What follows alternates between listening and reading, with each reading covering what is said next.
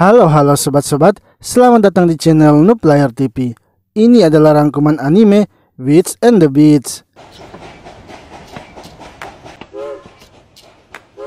Di sebuah kota yang tampaknya tenang, seorang pria bernama Alan baru saja tiba dari perjalanan panjang bersama rekannya Guti. Mereka berdua datang dengan satu tujuan, mencari seorang penyihir. Setelah turun dari kereta, mereka langsung mencari informasi. Mereka bertanya pada seorang wanita bernama Mary, apakah ia tahu tentang keberadaan penyihir di kota itu. Ternyata Mary mengatakan bahwa semua orang di kota itu tahu tentang penyihir yang mereka cari.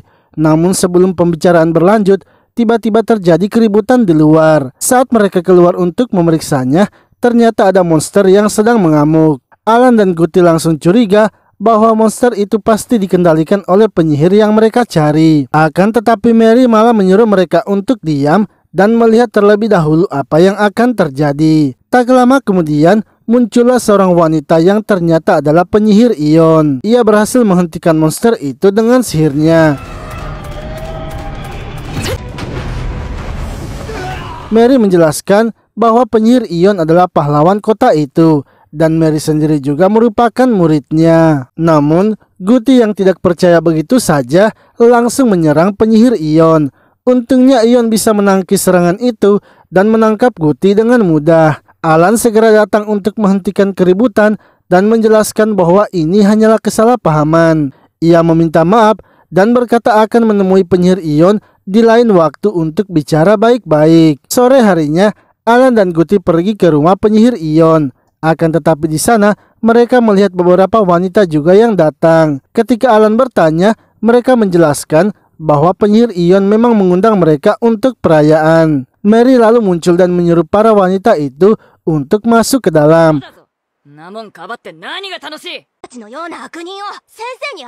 Namun Alan dan Guti dilarang masuk karena mereka sebelumnya telah menyerang penyihir Ion. Alan mencoba memperingatkan Mary bahwa penyihir itu mungkin menyembunyikan sesuatu yang berbahaya. Ia mengatakan setiap mawar mempunyai duri dan penyihir itu penuh dengan rahasia. Mary yang kesal karena Alan menuduh gurunya akhirnya mengusir mereka. Alan pun ingin agar mereka mencari tahu lebih dulu apa yang sebenarnya terjadi di kota itu. Saat berada di hotel, Alan mulai menyadari bahwa pesta itu hanyalah jebakan. Mereka harus segera kembali ke rumah penyihir Ion.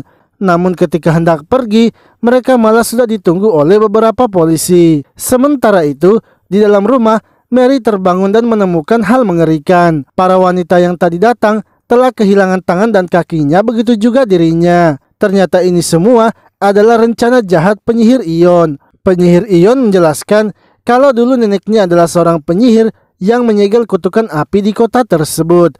Tapi neneknya dituduh sebagai penyebab kutukannya dan akhirnya dihabisi. Kini Ion berniat membuka segel itu dan membalaskan dendam neneknya dengan menghancurkan seluruh kota. Guti tiba-tiba muncul dari atas dan langsung menyerang penyihir Ion. Namun penyihir Ion berhasil menghentikannya. Ia terus mencoba menyerang, tapi lagi-lagi Ion mampu melumpuhkannya. Alan akhirnya muncul untuk melindungi para wanita. Guti yang terluka parah lalu bangkit lagi dan menunjukkan sebuah tanda kutukan di lehernya. Ion akhirnya sadar tujuan Guti sebenarnya adalah untuk menghapus kutukan tersebut. Karena hanya penyihir yang menciptakan kutukannya yang bisa menghilangkannya. Sayangnya, Ion bukanlah penyihir yang membuat kutukan itu dan Guti mencari orang yang salah. Saat Guti akan menyerang lagi, Ion meluncurkan serangan kuat yang melukai Guti dengan parah. Tiba-tiba sesuatu keluar dari tubuh Guti dan masuk ke dalam peti yang dipegang oleh Alan. Ternyata roh Guti telah berpindah ke tubuh baru yang disimpan di dalam peti itu. Dengan tubuh barunya, Guti tidak lagi terpengaruh oleh sihir penyihir Ion. Ia akhirnya mengalahkan Ion hanya dengan satu pukulan.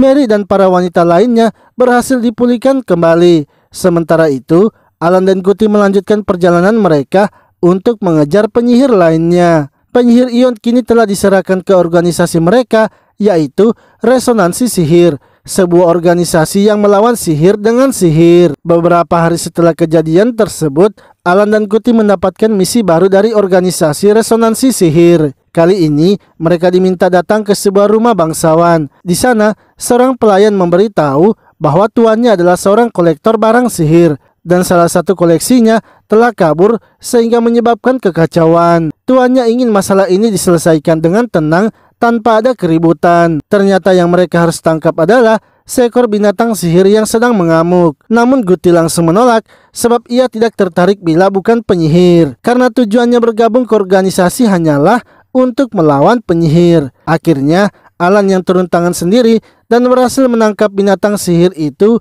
dengan mudahnya menggunakan sihirnya. Setelah itu mereka sempat bersantai sambil makan.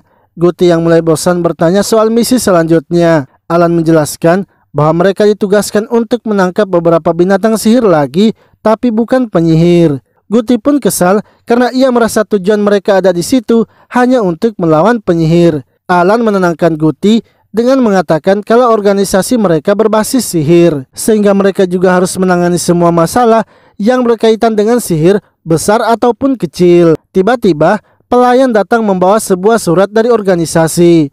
Setelah Alan membukanya, ternyata isinya adalah misi baru untuk menangkap seorang penyihir. Seketika Guti langsung semangat karena kali ini mereka akan bertemu penyihir. Tapi sayangnya saat mereka tiba di lokasi, mereka malah menemukan seorang nenek-nenek yang hanya ingin agar mereka membuka kotak kecilnya. Meski terlihat sederhana, ternyata di bawah kotak itu memang ada ukiran sihir.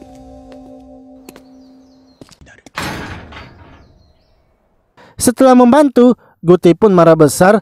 Ia merasa sudah dibohongi oleh Alan. Alan hanya tertawa dan mengatakan kalau ia merasa ditipu, anggap saja itu pengalaman dan ia sebaiknya belajar dari itu.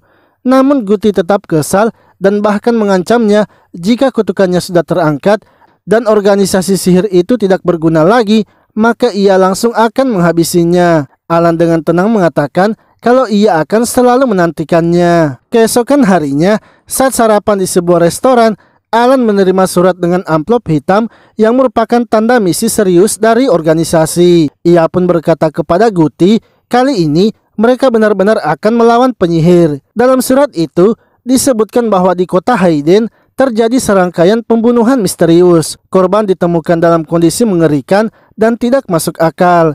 Diduga kuat ini semua adalah perbuatan penyihir. Alan pun menyuruh Guti segera bersiap sebab misi serius sudah menanti mereka.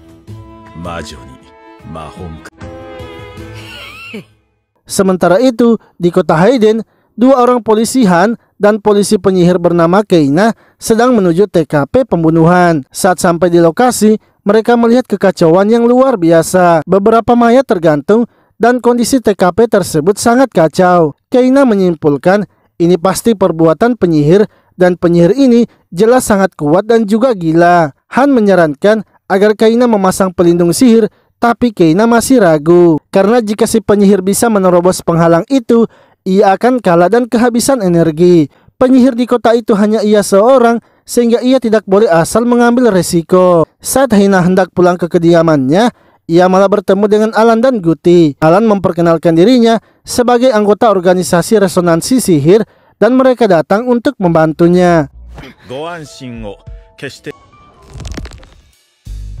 Keina lalu mengajak mereka mengobrol di sebuah kafe.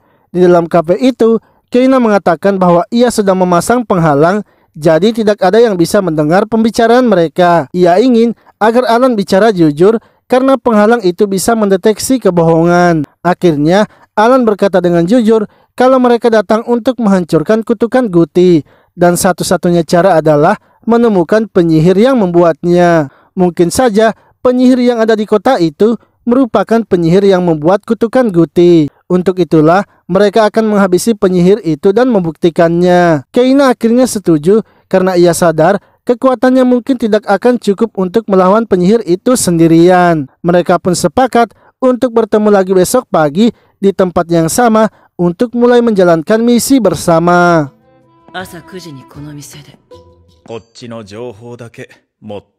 Keesokan harinya, Keina membawa Alan dan Guti ke sebuah toko buku tua.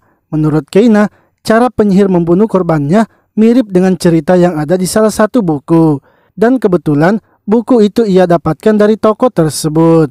Begitu mereka sampai di toko itu, Guti langsung saja mencium bau aneh. Tanpa basa-basi, ia pun menerobos masuk dan menyuruh Alan serta Keina ikut masuk. Dan benar saja, pemilik toko buku itu telah ditemukan tewas. Keina sangat kesal karena pemilik toko itu adalah satu-satunya petunjuk penting yang ia miliki. Tiba-tiba, Keina mendapatkan telepon dari bawahannya yang memberitahukan korban baru ditemukan lagi. Mereka langsung bergerak ke lokasi, tapi tetap saja tidak ada petunjuk yang jelas. Malamnya, ketika Keina telah mengantarkan mereka, Guti memberitahu Alan bahwa ia merasa mereka sedang diawasi sejak tadi. Dan benar saja, tiba-tiba penyihir misterius muncul serta melukai Guti, lalu menghilang begitu saja. Guti menjelaskan bahwa ia merasa penyihir itu sudah muncul sejak pertama mereka bertemu Keina.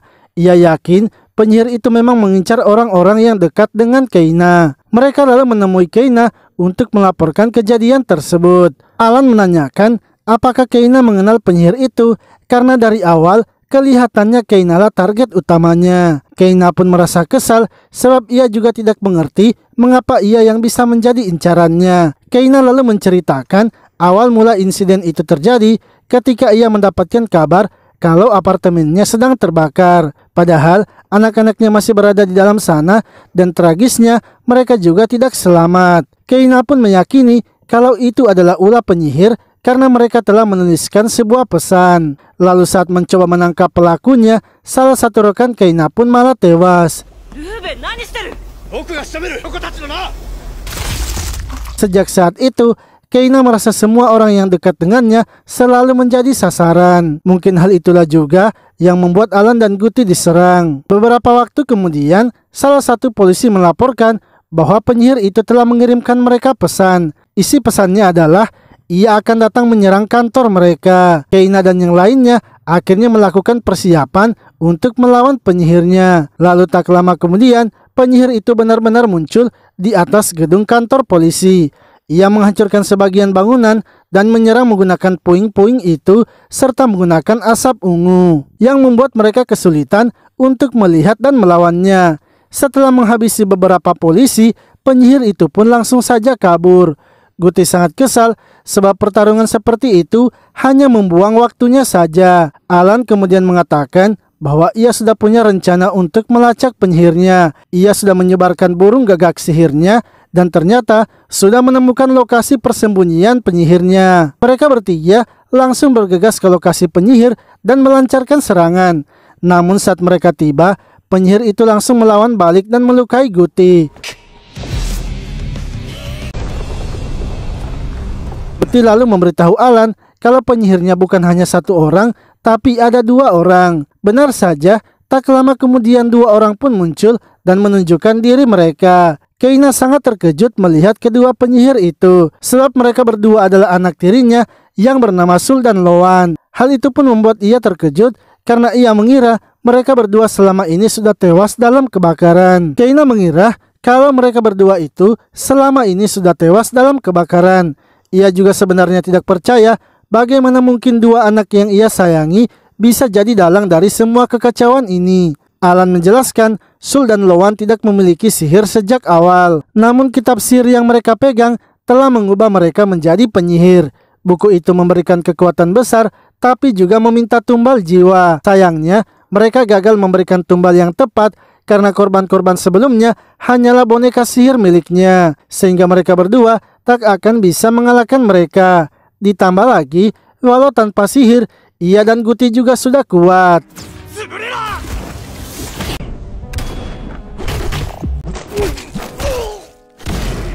Setelah dikalahkan, Sul dan Loan mengakui bahwa mereka sebenarnya menyayangi Keina. Tapi karena rasa cinta itulah, mereka tidak ingin ada orang lain yang dekat dengan Keina. Keina pun dengan berat hati mengatakan ia memang menyayangi mereka juga. Tapi yang mereka lakukan itu sudah melampaui batasnya dan ia kini akan mengakhiri mereka berdua. Setelah kejadian itu, publik akhirnya tahu bahwa pelaku pembunuhan berantai di kota Hayden adalah dua remaja bersaudara. Sementara Alan dan Guti kembali melanjutkan perjalanan mereka dengan membawa kitab sihirnya. Lalu, Beberapa hari setelah misi terakhir mereka, Alan dan Guti kini berada di kota lain lagi. Mereka baru saja menyelesaikan misi ringan hingga tiba-tiba muncul seseorang yang mengamuk di jalanan. Guti langsung sigap dan berhasil menghentikan orang itu.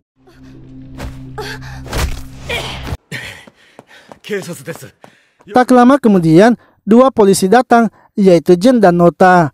Mereka pun menjelaskan bahwa orang itu adalah mayat hidup. Mayat itu mengamuk karena belum mendapatkan perawatan dari seseorang nekroman, yaitu pengguna sihir kematian. Banyak laporan tentang mayat hidup yang kehilangan kendali dan mengamuk tanpa alasan. Wanita yang sebelumnya ditolong oleh Alan kemudian merekomendasikan mereka kepada Jen, karena mereka juga adalah anggota organisasi resonansi sihir. Alan pun setuju untuk membantu jika memang masalah ini berkaitan dengan sihir. Namun ia mengaku bahwa mayat hidup dan nekroman itu bukanlah keahliannya. Akan tetapi Jen tidak perlu takut karena dalam organisasi mereka ada dua anggota spesialis nekroman, yaitu Pana dan Juko. Lalu esoknya Pana dan Juko akhirnya tiba di kota itu. Mereka langsung disambut oleh Jen yang membawa mereka ke sebuah restoran untuk menjelaskan situasinya.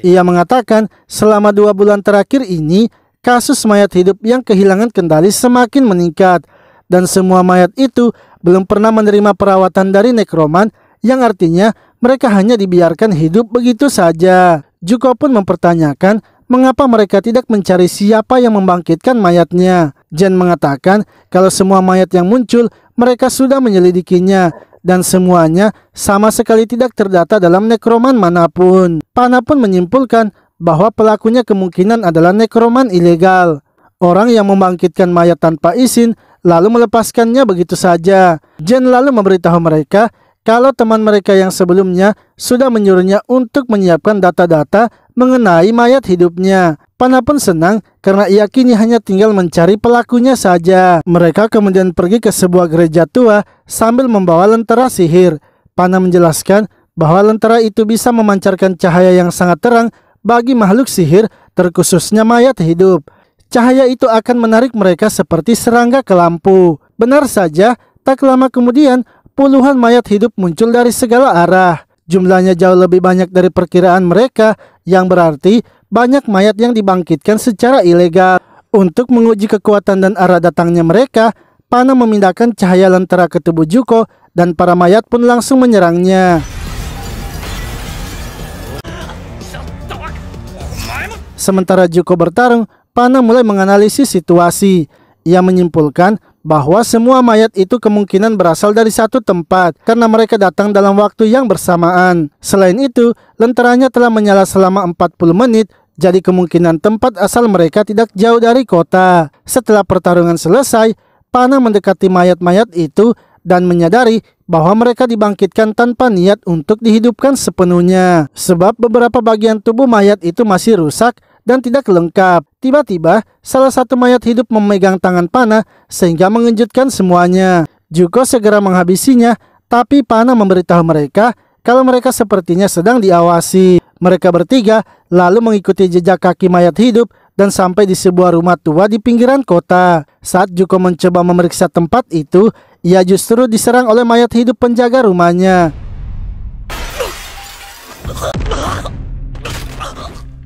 Dari dalam rumah, muncullah seorang wanita misterius yang meminta Pana untuk masuk.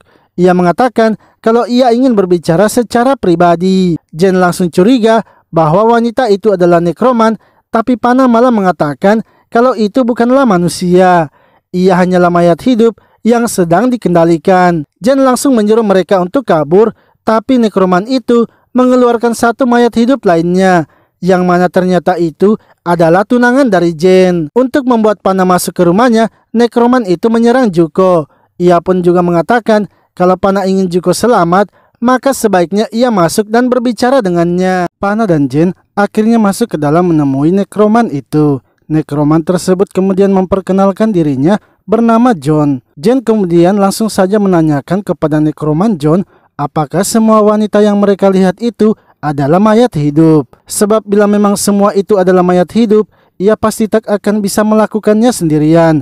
Karena yang ia tahu untuk menghidupkan mayat hidup membutuhkan energi sihir yang banyak, dan itu tidak mungkin bisa dilakukan oleh nekroman seorang diri. Pana malah menjawab pertanyaan dari Jane dan mengatakan kalau itu tidaklah mustahil, karena untuk membuat mereka seperti manusia hidup dan menjaganya melalui perawatan, itulah yang membutuhkan banyak energi sihir. Sementara John hanya menghidupkan mereka saja dan tidak merawatnya. Dan juga, walaupun para wanita itu terlihat hidup, tapi mereka sebenarnya kosong. Para nekroman sebenarnya sering melakukan hal seperti ini. Mereka membangkitkan mayat hidup seadanya hanya untuk memanfaatkan mereka. Mereka tidak mencoba membangun ulang organ dalam atau inderanya.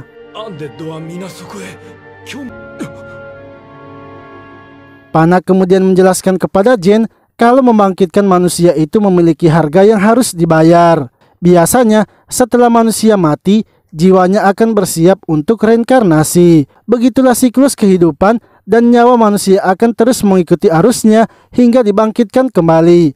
Akan tetapi, nekroman menarik nyawa manusia dari siklus itu dengan secara paksa. Setelah nekroman mati atau menghilang, maka nyawa mayat hidup itu tak bisa kembali ke siklus putaran kehidupan. Jiwa mereka akan terus bergentayangan di tempat yang kosong selamanya. Jadi semua mayat hidup yang dibangkitkan John, cepat atau lambat jiwanya akan pergi ke tempat itu. Jane lalu menanyakan apa alasan dari John melakukan ini semua. John menjelaskan kalau ia melakukan ini semuanya hanya ingin menciptakan keindahan. Ia akan memberikan kecantikan pada wanita yang belum memiliki keindahan. Pana yang mendengarnya merasa kecewa sebab ternyata alasan John hanyalah alasan sepele. Padahal ia berpikir ada sesuatu yang menarik, makanya ia mau menerima undangannya untuk masuk. John mengatakan kalau ia sangat menyukai kecantikan Pana. Untuk itu ia akan menangkapnya dan membangkitkannya juga. Lalu ketika John menyuruh para gadis itu untuk menangkap Pana, dengan mudahnya Pana menghabisi mereka.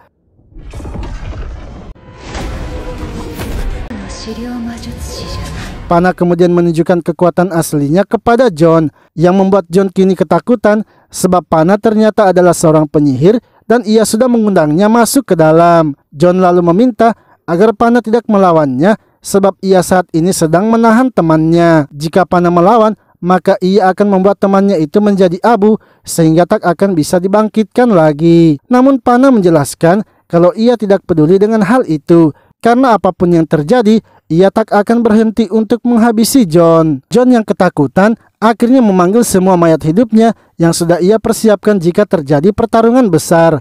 Pana mengatakan walau John memiliki banyak mayat hidup, tapi itu semua hanyalah kosong.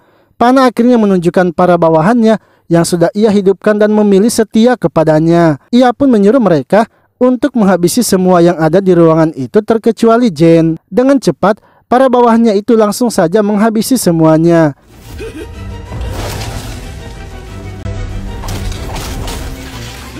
Namun John berhasil melarikan diri dan bersembunyi di sebuah ruangan. Dari belakang John, tiba-tiba saja Juko muncul sehingga membuat John terkejut sebab ia berpikir Juko pastinya sudah tewas. Juko menjelaskan kalau sejak awal ia memanglah seorang mayat hidup, dan alasan mengapa ia masih bisa bangkit walau sudah dihabisi adalah karena ia bukanlah mayat hidup yang biasa. Juko yang sudah kesal kemudian mendekati John dan menghajarnya. Juko lalu memberitahu Pana kalau ia belumlah menghabisi John karena menunggunya. Pana kemudian mengambil pistol dari John dan bersiap menghabisinya.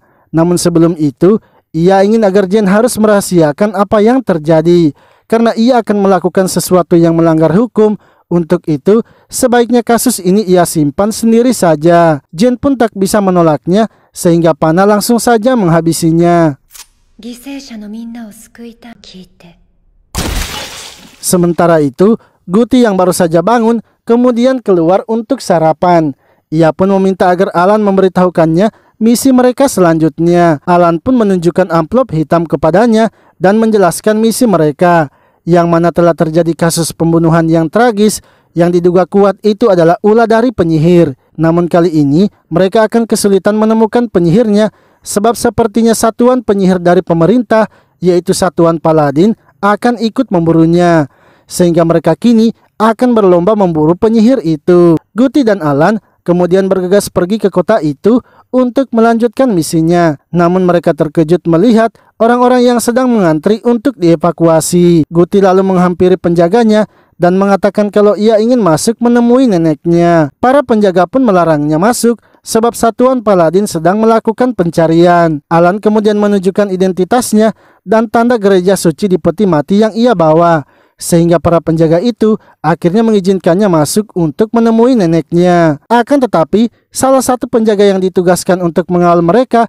langsung saja dihajar oleh Guti, karena Alan ingin agar mereka segera pergi mencari penyihir itu sebelum satuan Paladin menemukannya.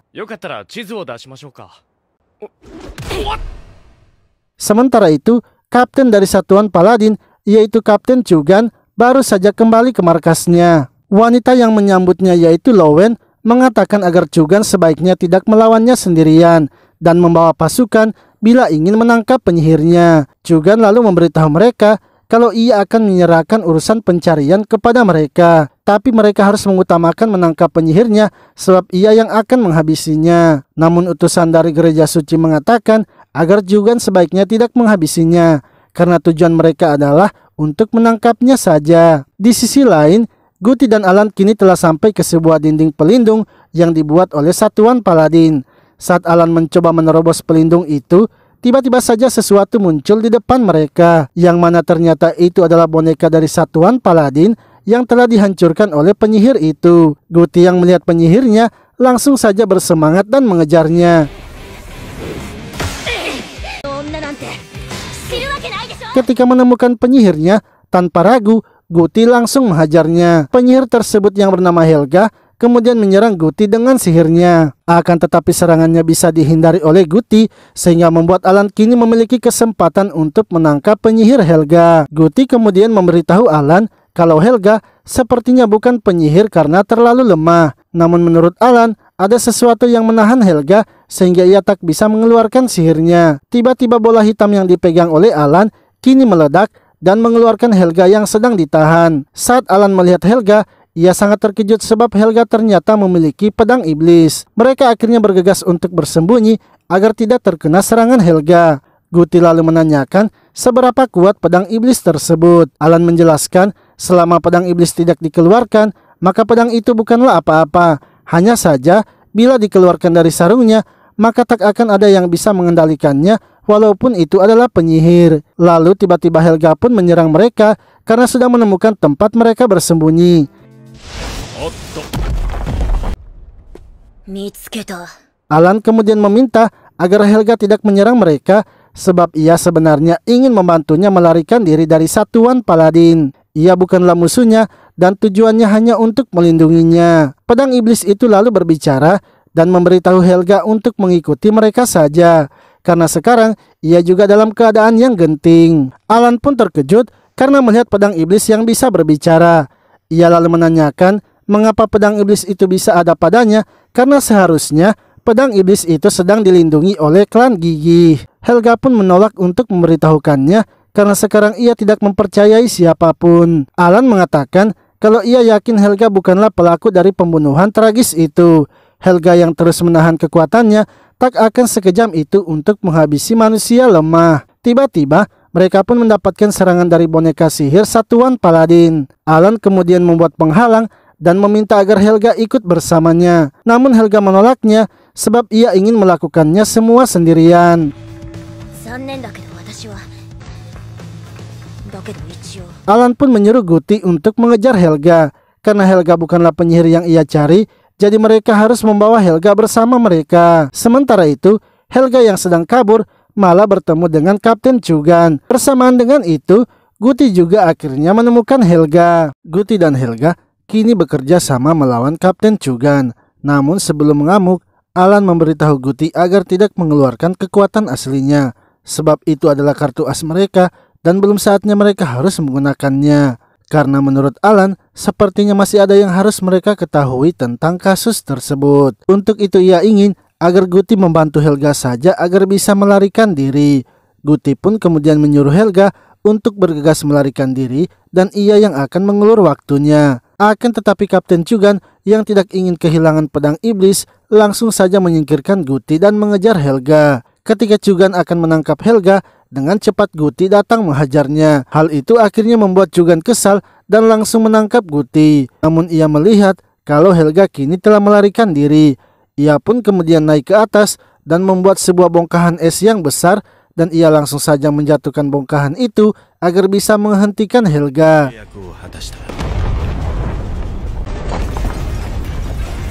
Helga pun terluka akibat serangan itu, dan pedang iblisnya kini tak ada lagi kepadanya. Chugan lalu mencoba mengambil pedang itu, tapi lagi-lagi Guti datang menghajarnya dan mengambil pedangnya. Dari belakang, Lowen kini muncul untuk membantu Kapten Chugan. Mereka berdua kemudian bekerja sama untuk mengambil pedangnya. Namun Guti pun memilih untuk melempar pedang itu karena tujuan mereka adalah mengambil pedangnya. Dengan begitu, ia dan Helga bisa melarikan diri serta mengambil pedangnya kembali. Lalu ketika Guti telah mengambil pedangnya, ia memberitahu Helga untuk mengikutinya saja karena mereka harus segera pergi berkumpul kembali ke tempat Alan. Akan tetapi, tiba-tiba saja sihir es Chugan mulai mengejar mereka sehingga Helga pun membuat pedangnya menjadi baling-baling. Dengan begitu, mereka bisa terbang dan melarikan diri. Namun saat berada di udara, mereka malah tak bisa lari lagi sebab mereka kini mendapatkan serangan badai es yang sangat besar. Setelah itu, mereka pun akhirnya ditangkap dan Chugan memerintahkan Lowen untuk membawa mereka. Lalu Alan kini muncul sehingga Chugan menyuruh Lowen untuk segera pergi dan ia akan terlebih dahulu mengurus Alan sebelum kembali ke markas. Alan kemudian mengatakan bahwa ia ingin berbicara kepada Chugan. Chugan pun marah sebab ia tidak ingin mendengarkan omong kosong seseorang yang sudah mengacau. Alan pun tetap berbicara dan mengatakan kalau dalam kasus ini ada sesuatu yang mencurigakan. Kalau penyihir ingin menghabisi manusia, mereka memiliki banyak cara. Dalam kasus ini, penyihir itu sepertinya meminta untuk ditangkap dan itu terlalu mudah serta terasa seperti sedang memancingnya. Dalam era sekarang, manusia itu masih takut dengan penyihir, sehingga ketika ada seseorang yang mati saat ada penyihir, maka penyihir tersebut akan langsung dipastikan orang yang menghabisinya walau tak ada buktinya. Begitulah yang terjadi pada kasus Helga yang juga telah dituduh sebagai penyihir yang menghabisi orang-orang di kota itu. Di sisi lain, pedang iblis itu kini mulai mempengaruhi orang-orang yang ada di sekitarnya, yang mana para bawahan dari Chugan mulai saling menyerang akibat pengaruh dari pedang iblis. Tak lama kemudian, utusan dari gereja suci yang bernama Salman kini telah datang. Ia pun mulai mempengaruhi para bawahan Chugan agar mengikuti perintahnya dan menyerang para bawahan Chugan yang lainnya. Sementara itu, Alan memberitahu Chugan bahwa berdasarkan pengalamannya, ia sebenarnya tahu siapa dalang di balik semua ini. Dalangnya adalah spesialis pembunuh dari gereja suci yang dijuluki sebagai Sang Algojo. Lalu, Chugan pun mencoba menghubungi markasnya untuk mendapatkan informasi. Akan tetapi, ia sama sekali tidak bisa menghubungi orang-orangnya. Hingga tiba-tiba ia mendapatkan serangan yang ternyata itu adalah Lowen. Lowen yang sudah mengetahui kelemahan dari Chugan, yaitu elemen api, kini mulai memojokkannya. Ia pun menembak Alan dan mulai menghabisi Chugan dengan sihir elemen apinya.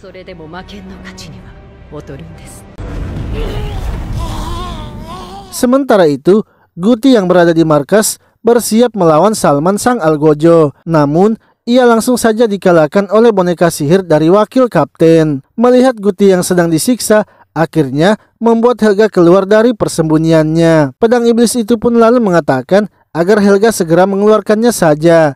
Akan tetapi Helga yang masih sadar memilih untuk tidak melakukannya karena ia tahu akan resikonya. Guti kemudian bangkit dan mencoba membawa Helga serta pedang iblis itu keluar. Namun Helga malah tertangkap dan ia pun memberitahu Guti untuk pergi membawa pedangnya saja. Saat Guti terjatuh, ia kemudian bergegas menuju ke tempat Alan. Dan ketika menemukannya, ia melihat Alan yang sedang terdesak. Namun Alan mengatakan kalau ia sebenarnya baik-baik saja sebab Chugan telah melindunginya. Alan pun kini mencoba menyembuhkan Chugan karena Chugan yang telah mengetahui apa yang terjadi bisa menjadi bantuan mereka. Lalu saat berhasil menyembuhkan Chugan, Alan pun mempertanyakan mengapa Chugan tidak menyerang Lowen padahal ia bisa melakukannya. Chugan mengatakan kalau ia belum mengerti apa yang terjadi, sebab bila ia melakukannya bisa saja ia menghabisi bawahannya itu, karena mungkin saja bawahannya itu juga sedang dikendalikan oleh Sang Algojo. Alan kemudian memberitahu mereka untuk bersiap-siap karena sebentar lagi Salman sang algojo pasti akan mencari mereka. Kondisi mereka sekarang tidak bagus, Chugan yang masih kritis, sementara ia telah kekurangan energi sihir. Bila mereka melawan Salman, mereka hanya akan mendapatkan masalah. Tak lama kemudian, Salman akhirnya datang bersama dengan para bawahan Chugan yang sudah ia kendalikan. Salman lalu memberitahu Chugan bahwa ia sudah mengambil alih semua bawahannya dengan menggunakan alat sihir di tangannya. Alat sihir itu dibuat dari 7 kulit raja serta memiliki cincin yang meningkatkan kekuatan. Dengan hanya melambaikannya pada orang, ia bisa membuat orang itu menuruti permintaannya. Lalu Helga yang melihat ada kesempatan kemudian bergegas untuk melarikan diri. Ia pun dibantu oleh Alan dan juga Chugan yang belum pulih sepenuhnya.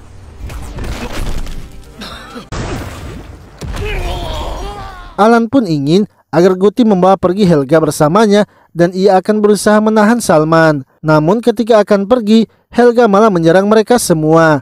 Yang mana Helga ternyata telah dikendalikan juga oleh Salman. Setelah mengambil pedang iblisnya, Helga lalu membawakannya kepada Salman. Salman pun langsung saja mengeluarkan pedang itu dari sarungnya.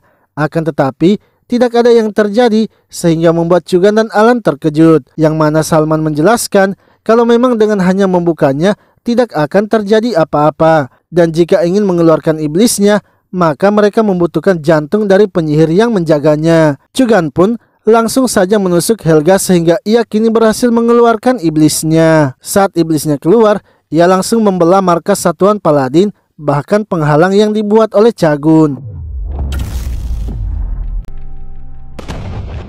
Salman kemudian memerintahkan iblis itu untuk menghabisi Chagun. Namun pedang iblis itu ternyata tidak mengikuti apa yang dikatakan oleh Salman. Alan pun memberitahu Salman kalau sepertinya ia telah salah dalam memahami sifat asli iblis itu. Akan tetapi Salman mengatakan kalau ia tidaklah salah paham dan sudah memahami tentang iblisnya. Yang pedang iblis itu berikan kepada pemakainya adalah jaminan keselamatannya saja.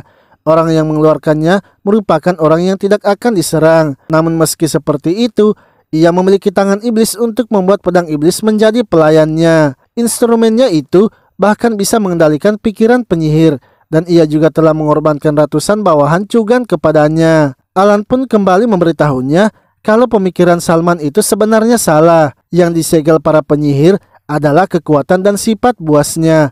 Sementara instrumen yang dipakai oleh Salman itu bekerja karena adanya rasa hormat dan rasa takut pada manusia. Sementara pedang iblis sejatinya tidak memiliki akal dan hanya memiliki dorongan untuk kehancuran.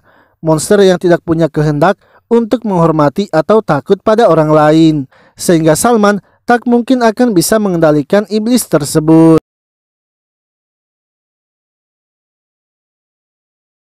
Salman merasa sepertinya bukan karena kendali pikirannya yang tidak bekerja. Kemungkinan karena ia kurang dalam memberikannya tumbal. Tiba-tiba Lowen pun datang mengeluh kepada Salman karena Salman ternyata tidak bisa mengendalikan iblisnya.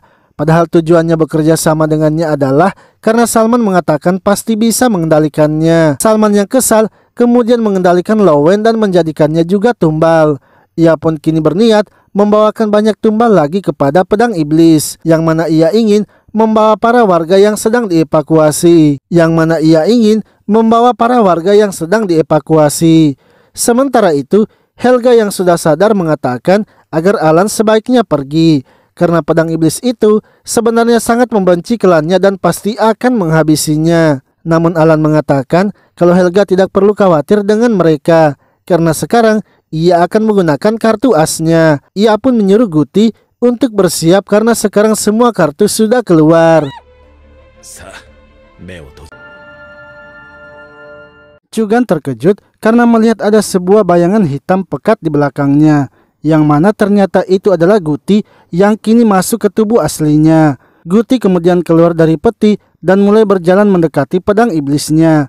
Sementara itu, Chugan merasakan sesuatu yang sedang berjalan di balik temboknya. Ia tahu kalau yang datang itu sesuatu yang mengerikan karena bisa membuat pedang iblis sampai terdiam. Di sisi lain, Salman yang sedang mencari para warga merasakan ada sesuatu yang aneh dengan tangannya. Ia pun berpikir kalau sepertinya telah terjadi sesuatu dengan pedang iblis. Lalu, Guti kini menghancurkan tembok es Chugan dan bertemu dengan pedang iblis. Sebelum Guti maju, Alan memberitahunya agar tidak menggunakan tangan kanannya. Untuk mengalahkannya, cukup dengan tangan kirinya saja. Helga pun memberitahu Alan agar tidak melawan pedang iblisnya, sebab para penyihir itu sengaja menyegelnya karena pedang iblis benar-benar bisa menghancurkan dunia. Kalau ia mau, ia bisa saja memotong apapun yang ada di dunia ini. Namun Alan mengatakan kalau ia memang tahu pedang iblis itu memiliki kekuatan yang besar. Hanya saja Helga juga harus tahu bahwa makhluk yang kuat seperti itu bukan hanya pedang iblis saja, tapi masih banyak makhluk lain yang juga sama kuat dengannya. Guti pun langsung saja menahan serangan yang dilancarkan oleh pedang iblis. Pedang iblis pun terus menyerangnya, tapi Guti dengan mudahnya menahan serangan itu. Chugan pun ikut membantu dengan membuat bongkahan es yang besar.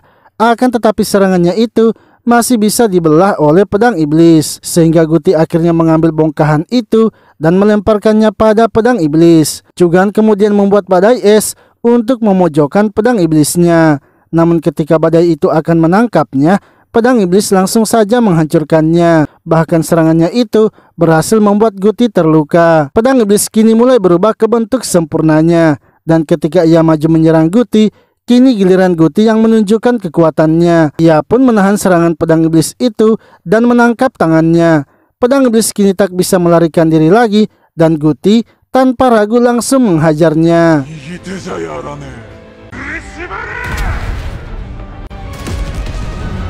Pedang iblis itu pun merasa terkejut karena ternyata ada makhluk yang bisa menghentikannya dengan cepat.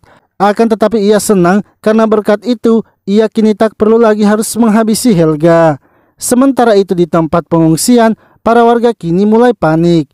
Lalu Salman kini telah sampai di tempat itu setelah berjalan cukup jauh. Akan tetapi dari kejauhan, Guti pun melemparkan batu sehingga membuat tangan kanannya putus. Alan pun menyuruh Guti untuk menyerang kaki dan tangannya lagi, tapi ia tak boleh menghabisinya. Setelah itu, Salman akhirnya ditangkap. Begitu pula dengan Lowen.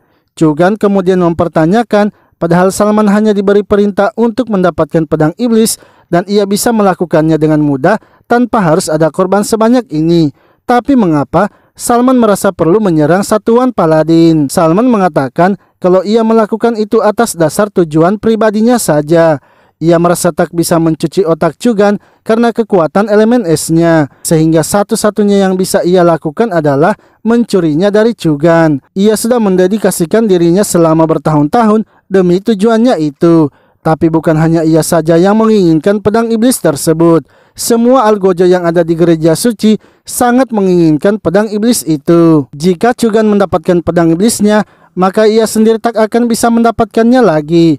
Hal itulah yang membuatnya melakukan ini semua.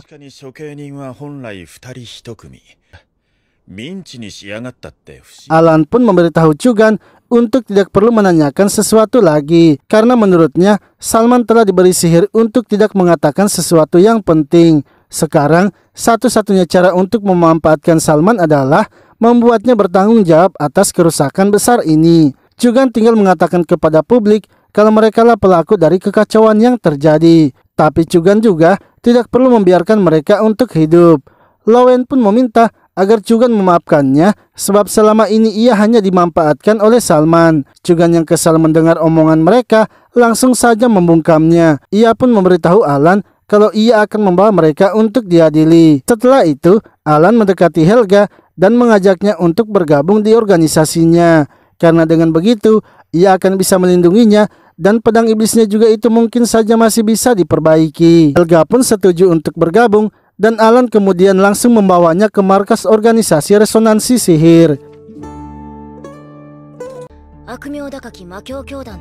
Helga menanyakan mengapa markas organisasinya sangat kecil. Alan menjelaskan kalau organisasinya itu tidak memiliki gedung yang tetap. Setiap mereka masuk ke dalam, mereka hanya akan melihat lorong-lorong. Lalu ketika akan masuk ke dalam, Alan menyuruh Guti untuk menunggu mereka selagi ia mengantar Helga. Helga pun mempertanyakan mengapa Alan tidak mengajak Guti masuk ke dalam. Alan menjelaskan kalau ia sebenarnya sebelumnya menawarkan kontrak kepada Guti agar ia tidak mengatakan rahasia apapun ketika masuk ke dalam. Namun Guti menolaknya dan memilih untuk tidak masuk ke dalam saja. Sementara itu, Guti yang sedang berada di luar tiba-tiba mendengar beberapa anak yang mengatakan kalau mereka melihat ada penyihir. Guti pun langsung menghampiri mereka dan menanyakan di mana keberadaan penyihir itu. Anak-anak tersebut kemudian membawa Guti ke sebuah rumah. Saat akan masuk ke dalam, tiba-tiba seseorang keluar menegur mereka. Salah satu kaki dari Guti kemudian tak bisa bergerak sehingga peliharaan orang itu menyerangnya. Namun orang itu akhirnya menjelaskan kalau ia sebenarnya bukanlah seorang penyihir, melainkan pembuat ramuan dan obat-obatan. Ia pun kini mengobati luka dari Guti akibat dari hewan peliharaannya. Lalu tiba-tiba seseorang masuk ke dalam rumah itu dan membuat Guti terkejut, sebab ia sama sekali tidak merasakan aura dari orang itu sampai ia membuka pintu. Orang misterius itu ternyata adalah Sang Algojo yang juga merupakan dari Salman. Dengan menggunakan jubahnya, ia pun menangkap Guti. Sementara itu, Alan yang berada di markas kini mendapatkan amplop hitam. Dan ketika membacanya, ia sangat terkejut serta bergegas menemui Guti. Di sisi lain, pria misterius itu lalu memperkenalkan dirinya bernama Solomon. Saat datang ke kota itu, mencari rekannya Salman, ia kini sudah tak menemukan jejaknya. Ia malah melihat kelompok Guti dan mengikutinya. Dengan jubahnya itu, ia mampu menghilangkan aura keberadaannya dan memasukkan mereka ke dalam dimensinya. Ia pun ingin agar Guti mengatakan di mana keberadaan rekannya.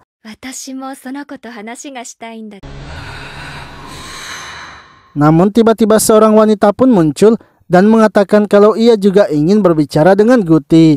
Seketika, Guti langsung senang karena melihat wanita itu, yang mana wanita tersebut adalah Angela, penyihir yang telah mengutuk Guti. Solomon sangat terkejut melihat mereka bisa bergerak di dalam dimensi yang ia buat. Padahal orang-orang akan menjadi lumpuh bila masuk ke dalam dimensi itu. Di sisi lain, Alan yang telah keluar kini melihat kalau Guti sudah tak ada. Ia pun bergegas menggerakkan para gagaknya untuk mencari keberadaan Guti. Alan pun menyuruh Helga untuk masuk ke dalam sebab ini bukanlah masalahnya. Namun Helga menolaknya karena mereka juga sebelumnya telah membantunya. Untuk itu, ia juga kini akan membantu mereka menyelesaikan masalahnya. Sementara itu, Guti yang masih berada di dalam dimensi itu kini telah babak belur. Guti memaksa tubuhnya untuk terus bergerak agar bisa menangkap Angela. Akan tetapi, Angela mengatakan kalau sekarang belum saatnya, ia harus melepaskan segelnya.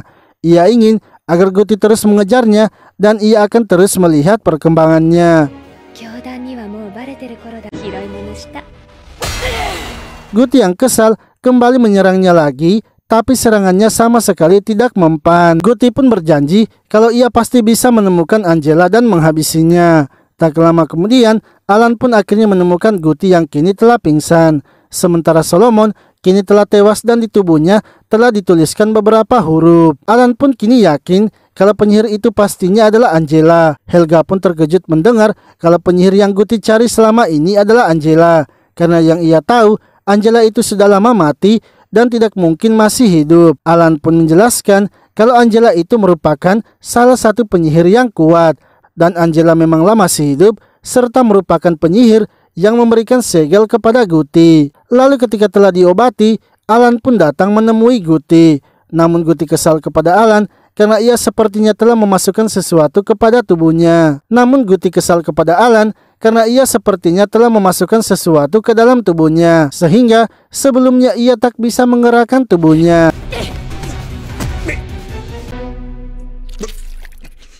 Alan pun menjelaskan kalau ia sebenarnya tidak sedang merencanakan apapun. Ia tidak meminta Guti untuk mempercayainya, tapi ia ingin agar Guti bisa memahaminya. Guti yang melukai Alan membuatnya mengingat kejadian saat pertama kali mereka bertemu, yang mana kala itu Alan pergi ke sebuah kota untuk menjalankan misi. Tempat itu telah terjadi kasus pembunuhan hewan ternak yang tidak masuk akal, yang membuat orang-orang berpikir kalau penyihirlah yang melakukan hal itu. Para warga pun menuduh kalau pelakunya adalah Palen, salah satu anak yang bisa menggunakan sihir. Pemilik ternak itu pun marah dan meminta agar Palen mengaku saja, sebab ia yakin Palen saja yang bisa melakukan hal gila seperti itu. Tiba-tiba Alan datang menghentikan mereka dan menggunakan sihirnya. Ia pun memberikan mantra kepada dua orang itu sehingga mereka akhirnya pergi.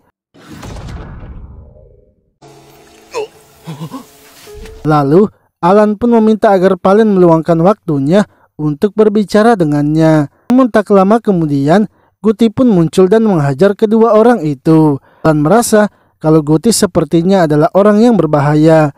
Hingga saat Guti maju menyerangnya, ia pun langsung saja membuat pelindung. Akan tetapi, pelindungnya itu bisa ditembus walau tanpa kekuatan sihir. Sehingga Alan pun harus membuat pelindungnya menjadi 3 lapis. Saudara Palen yang bernama Owen kemudian menanyakan mengapa Guti menginginkan Palen. Guti menjelaskan kalau ia sedang mencari penyihir yang memberikannya kutukan. Lalu tiba-tiba sosok monster muncul dan langsung saja menyerang Guti. Orang-orang yang melihat monster itu berpikir kalau monster itu dikeluarkan oleh Palen, sehingga mereka semakin yakin kalau Palen adalah penyihir yang menghabisi hewan ternak. Ketika Guti sadar, ia kini telah berada di rumah Palen dengan kondisi terikat. Alan lalu mengatakan kepada Guti kalau ia telah menyelidiki saat Guti sedang pingsan. Tak ada tanda-tanda peningkatan tubuhnya dengan sihir. Akan tetapi meski begitu, Guti sangat kuat sampai tak bisa terluka. Alan pun juga memberitahu Guti kalau Palen bukanlah penyihir yang memberinya kutukan kepada Guti. Dan untuk meyakinkannya, ia ingin agar mereka mendengarkan penjelasannya. Ia lalu menanyakan kepada Owen apakah Palen memang benar tidak bisa berbicara. Owen mengatakan kalau Palen memang tidak bisa berbicara karena di keluarga mereka, orang yang memiliki sihir tidak akan memiliki suara. Alan pun menjelaskan untuk membuat sihir, orang biasanya menuliskan huruf mantra. Untuk melakukannya, ada yang memakai huruf jadi dan menambahkannya energi sihir.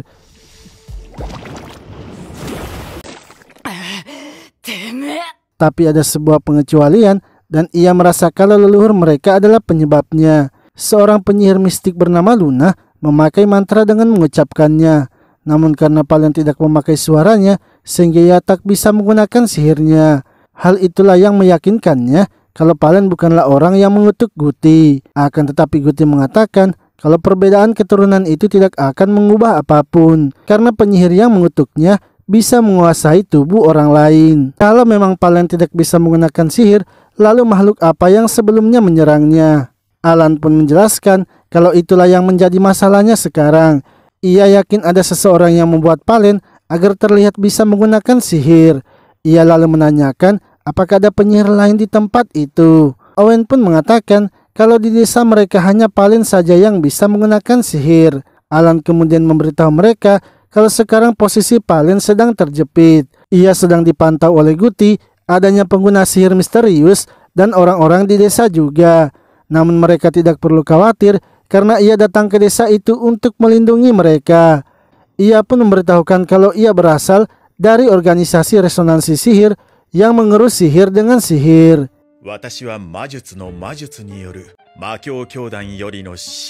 Setelah itu, Alan akhirnya berpamitan dan akan kembali besok untuk mengajak mereka pergi. Saat sedang berjalan, Alan memberitahu Guti kalau Palen sepertinya mengetahui tentang kutukannya. Karena Palen juga memiliki sebuah kutukan yang membuatnya tak bisa berbicara. Dengan kata lain, ada penyihir yang sengaja menyegel kekuatannya, sebab penyihir mistik yang hanya memakai suara itu sangatlah kuat. Lalu mereka pun melihat ada kekacauan yang terjadi dan Klein, salah satu anak yang berteman dengan Palen, mengatakan kalau monster itu muncul lagi dan menyerang kepala desa. Serta telah muncul seseorang yang memakai topeng dan pergi menuju ke rumah Palen. Alan pun kini menyadari kalau orang itu pastinya adalah sang Algojo. Ia kemudian bergegas pergi ke rumah Palen hingga tiba-tiba ia lalu berbalik dan menembak Klein. Ia kini menyadari kalau Klein adalah yang memanggil monster itu dan merupakan rekan dari sang Algojo.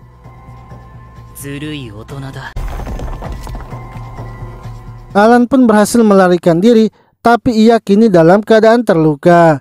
Guti kemudian mendatanginya dan meminta agar Alan memberitahunya bagaimana cara melepaskan kutukannya itu. Alan pun bersedia memberitahukannya asalkan Guti harus membantunya melindungi Palen, sebab keberadaannya penting untuk menghapus kutukan. Di sisi lain, Palen yang sedang mencari kayu bakar melihat ada kobaran api. Ketika ia kembali ke rumahnya, ia melihat Owen yang telah tewas. Palen akhirnya ditangkap dan bersamaan dengan itu Klein kini telah tiba di tempat tersebut. Sang Algojo yang bernama Stephen kemudian mendekati Palen dan memeriksa lidahnya. yang mana Palen ternyata memang memiliki kutukan di lidahnya. Untuk itu, ia ingin agar mereka membuangnya saja sebab kekuatannya tak akan bisa digunakan. Lalu tiba-tiba Guti pun datang dan menghabisi kedua orang yang menahan Palen. Stephen yang melihatnya kemudian berbalik menyerangnya. Namun serangannya itu masih bisa ditahan oleh Guti menggunakan peti yang ia bawa. Hingga Stephen kemudian menyerangnya lagi dengan kekuatan monsternya dan membuat Guti kini tak bisa bangkit lagi. Lalu Alan akhirnya datang dan berusaha melindungi Palen. Ia kemudian memberitahu Palen untuk pergi memberitahu Guti cara lain menghilangkan segelnya, yang mana mereka berdua harus berciuman agar segelnya hilang. Guti pun tanpa ragu langsung melakukannya. Kini ia kembali ke tubuh aslinya dan menghabisi Stephen yang sedang mengancam Alan. Klein yang kesal kemudian menyerangnya dengan sihirnya. Namun dengan pukulannya, Guti berhasil menghancurkan sihirnya dan menghabisi Klein. Stephen yang masih hidup lalu menyerangnya secara diam-diam. Ia pun menyuruh para warga untuk menangkap Palen karena ia melihat Palen akan kabur. Lalu ketika para warga itu mendekati Palen yang kini bisa menggunakan sihirnya, ia langsung saja menyuruh mereka untuk berhenti. Ia bahkan memerintahkan api yang membakar rumahnya agar segera padam. Stephen yang melihatnya merasa sangat terkejut dengan kekuatan dari Palen. Alan pun kini menyadari kalau tubuh dari Guti adalah tubuh dari penyihir juga. Sehingga ketika mereka saling bersentuhan bibir, masing-masing kutukan dari mereka pun hilang. Palen lalu mendekati Stephen dan menyuruhnya untuk lenyap. Seketika Stephen langsung saja menghilang bagaikan debu.